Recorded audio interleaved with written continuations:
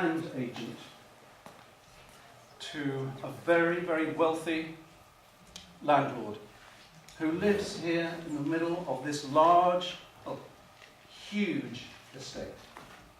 I am his land agent.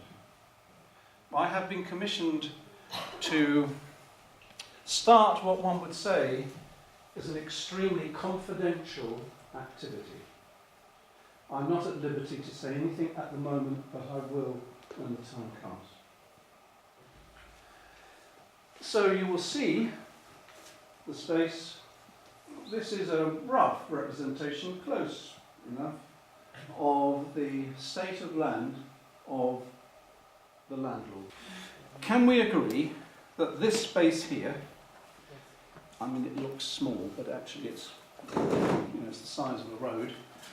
This space here, currently, is the only legal way of coming into the land. If anybody comes in any other way, it's illegal.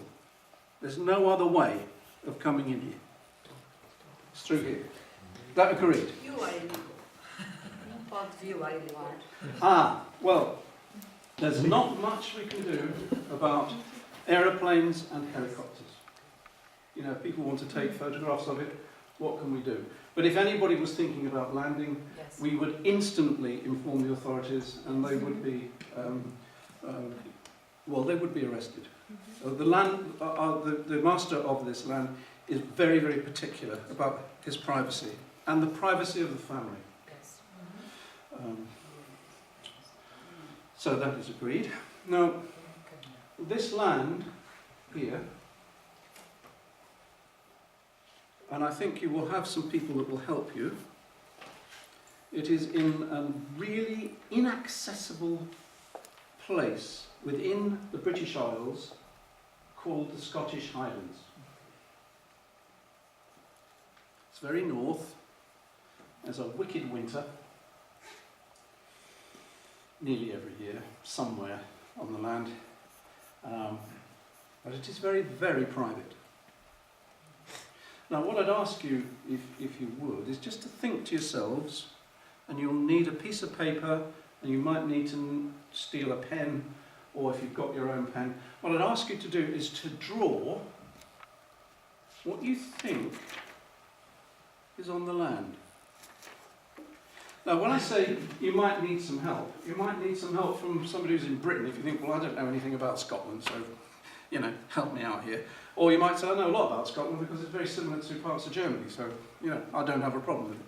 So if you do have a problem, could you go and find someone who can help you? If you don't have a problem, then just keep going. What is on this land? Do you think?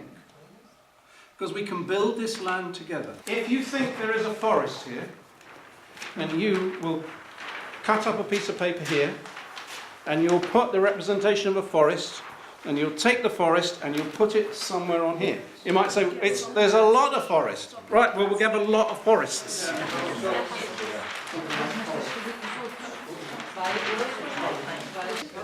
I mean, learning how to accommodate everybody's ideas, for example, is one of the things which is critical for a group of people to maintain social health. If you have any wreckers in your class, you'll probably know them by what they do during this activity. Now, I'm not talking about youngsters who have extreme imaginations. Somebody who creates a dinosaur area for us, fantastic. How brilliant is that? That's not wrecking. The dinosaur, I say, it's brilliant because it offers past, way, way past. It offers people wanting to clamour to come in to see the dinosaur. It offers the possibility of the dinosaur bones being removed to some museum sometime in the future, but it's there at the moment. It offers huge potential, but you've got to have it coherent. Like, has it been discovered yet? Is it just being discovered? Who discovered it, given that it's a very private land, this, that we've got? So who, in this context, could possibly have discovered it? Was it one of the workers? You've got sheep here. You've got a small village. So you've got other people here who work on the land. Thank God. You don't have to come all the way through here. We've got them here. So we all have our land that people work on here, and we've got our land workers who live here. Well, that's wonderful, full of potential. What happens if they don't have any children? What happens if they do have children? What if they want to move off our land and move somewhere else? And do we have newcomers in? You see, it gives us all the possibilities of Syria, doesn't it? But this is all in the planning of the teacher who's looking at the curriculum possibilities. So, first task, as a teacher, create what we call internal coherence. Give it a bit of history. See, for me, the crazy band of Highlanders, for this work, there were plenty of them in the past. So, you tell me, what sign would we be able to find up there? What's the evidence of marauding Highlanders? Inside a cave, there are some markings. The minute somebody says that, what happens to your mind? Are you listening to the words or are you seeing the picture? There is a stone with names carved on it in memory of people who lost their lives in battle against the British, the English. Every 4 years, the people of the village celebrate their brave ancestors by replaying a crazy battle of Crazy Highland. Like remains of some kind of instrument.